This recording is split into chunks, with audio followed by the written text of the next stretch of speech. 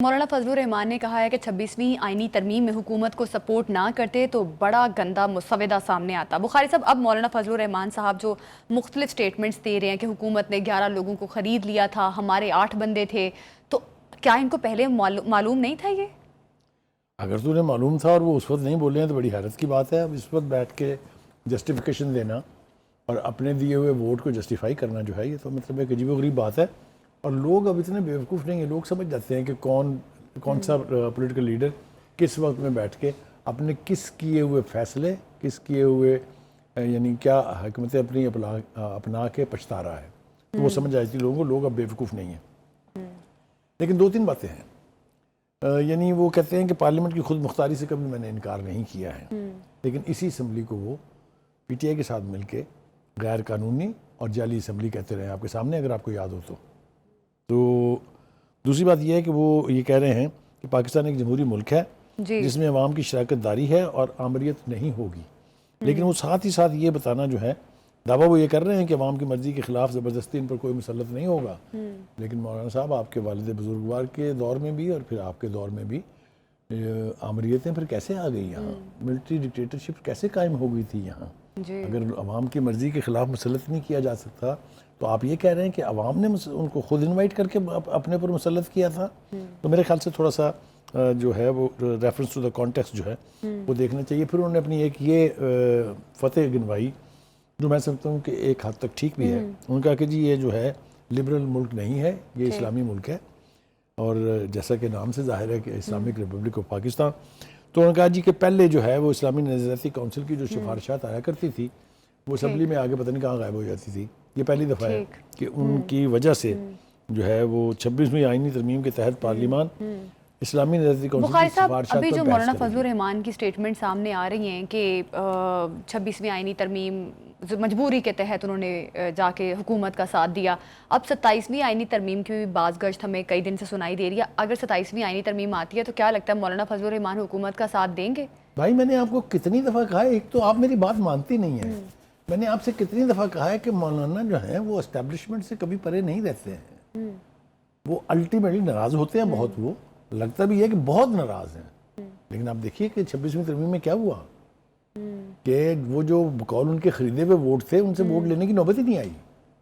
مولانا نے اپنے 8 ووٹ پیش کر کے تو بل پاس کروا دیا نا، مطلب 26ویں ترمیم منظور ہو بخاری گئی صاحب، نا۔ پہلے مولانا فضل الرحمان کہتے رہے کہ 26ویں آئینی ترمیم میں کچھ شکیں ہیں جن پہ ان کو ریزرویشن ہے، اس وجہ سے پھر انہوں نے اپنا مسودہ تیار کر کے حکومت کو دیا۔ اب آپ کو لگتا ہے کہ 27ویں آئینی ترمیم میں جو چیزیں رہ گئی حکومت اس کو وہ شامل کرے گی 27ویں آئینی ترمیم میں؟ کیا مولانا فضل الرحمان پھر 27ویں آئینی ترمیم پہ متفق ہو جائیں گے؟ پہلی بات تو یہ ہم نے پہلے بھی اپنے ناظرین کو بتایا تھا، پھر دوبارہ ہم اس کو بتا دیتے ہیں تاکہ سند رہے۔ جی، وہ یہ ہے کہ یہ میں سمجھتا ہوں کہ حکومت پلیڈ سمارٹ۔ انہوں نے پریشرز کے تحت جو مولانا فضل الرحمان صاحب کی طرف سے تھا، جو پی ٹی آئی کی طرف سے بھی تھا، مطلب آپ ان کے پریشر کو رول آؤٹ نہیں کر سکتی، انہوں نے یہ کمال عقل مندی کی کہ جو آئینی پیکج تھی جس کا تعلق سپریم کورٹ سے تھا خاص طور سے، ان کو الگ کر لیا اور مان لی ان کی بات کہ ٹھیک ہے جناب یہ پہلے کر لیتے ہیں، اور جو باقی کی تھی ان کو ایک طرف کر دیا۔ اس کے اوپر نعرے مارے، پی ٹی آئی نے بھی مارے نعرے، اگر آپ کو یاد ہوگا تو مولانا فضل الرحمان صاحب نے بھی نعرے مارے تھے، یاد ہے آپ کو؟ جی، پاس کرانے کے بعد پھر فیلر چھوڑا گیا جس کو میں کہتا ہوں کبھی کبھی درفنتنی، جی، کہ جی اب 27ویں ترمیم بھی آ رہی ہے۔ آپ کو پتا ہے پہلے سب سے پہلے رانا ثناء اللہ نے کہا تھا جتنی چیزیں اس میں سے نکال دی گئی تھی وہ ساری اب 27ویں ترمیم میں ڈالی جائیں گی۔ اچھا، اس میں ملٹری کورٹ کا ٹرائل بھی ہے، اس کی بات ہو رہی ہے، اس کی باز گشت ہم تک پہنچ رہی ہے۔ یہی تو میرا سوال ہے کہ پھر کیا مولانا تب حق میں ووٹ دیں گے 27ویں آئینی ترمیم کے؟ دیکھیے مولانا جو نا کیس ٹو کیس چلتے ہیں۔ 26ویں ترمیم منظور کرانی تھی تو اس کے اپنے پریشر تھے، اس کی اپنی bargain is a bad word, مطلب وہ کن شرائط پر راضی ہوئے ووٹ دینے کے لیے، وہ انہوں نے دعویٰ تو یہی کیا تھا کہ اب یہ ڈرافٹ ہمارے ڈرافٹ کے قریب تر ہے، ایک دفعہ پھر یہی اعلان ہو جائے گا، اس میں کون سی دیر لگتی ہے؟ یہ کہنے میں کتنی دیر لگے گی مولانا صاحب ہوں یا کوئی بھی سیاسی لیڈر ہو کہ ہاں جناب ملٹری اسٹیبلشمنٹ پر حملے نہیں ہونے چاہیے، یہ ملک کی سلامتی کے سمبلز ہیں، بتائیں کون سی اس میں ڈی مورلائز پوزیشن ہے؟ مورل پوزیشن ہے نا۔ تو اینی وے اس وقت کوئی بھی بندہ میرے سمیت مولانا فضل الرحمان صاحب کی جو اسٹریٹجی ہے اس کے اوپر حرف آخر بیان نہیں کر سکتا. بخاری صاحب جیسا میں نے کہا مولانا کیس ٹو کیس بیسس کے اوپر اپنی اسٹریٹجی اور اپنے فیصلے جو ہیں وہ کرتے ہیں, اس لیے وہ we will cross the bridges when they will come. بالکل مولانا کو سمجھنا شاید میرا خیال ہے کہ مشکل ہے. بخاری صاحب آپ جس بہت طرح سے مجے ہوئے سیاستدان ہیں, بہت بخاری صاحب زیرک سیاستدان. ہاں جی, بانی پی ٹی آئی نے کہا کہ 26ویں آئینی ترمیم میں جس نے ووٹ دیا وہ غدار ہے, تو اب آپ کو کیا لگتا ہے کہ مولانا فضل الرحمان سے بھی بانی پی ٹی آئی ناراض ہیں؟ آپ نا بہت معصوم ہیں. آپ کو یہ بات میں نے میرا خیال ہے 3-4 ہفتے پہلے کہی تھی کہ جو محبت کی پینگیں مڑ رہی ہیں, پیچھے ہاتھ باندھ کے نمازیں پڑھی جا رہی ہیں, پی ٹی آئی کے لوگ بڑا فالو کر رہے تھے مولانا فضل الرحمان کو. اس قسم کی ہرزہ سرائی ہوگی مولانا کے بارے میں, اس کی ابتدا آپ نے خود بیان کر دی ہے.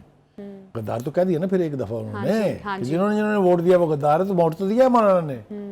ایک بات. دوسری بات یہ ہے کہ اب چونکہ وہاں سے لائن آ گئی ہے کہ بانی پی ٹی آئی نے غدار کہہ دیا ہے, اب آپ دیکھیے گا نیچے کیسے ترانہ گایا جائے گا.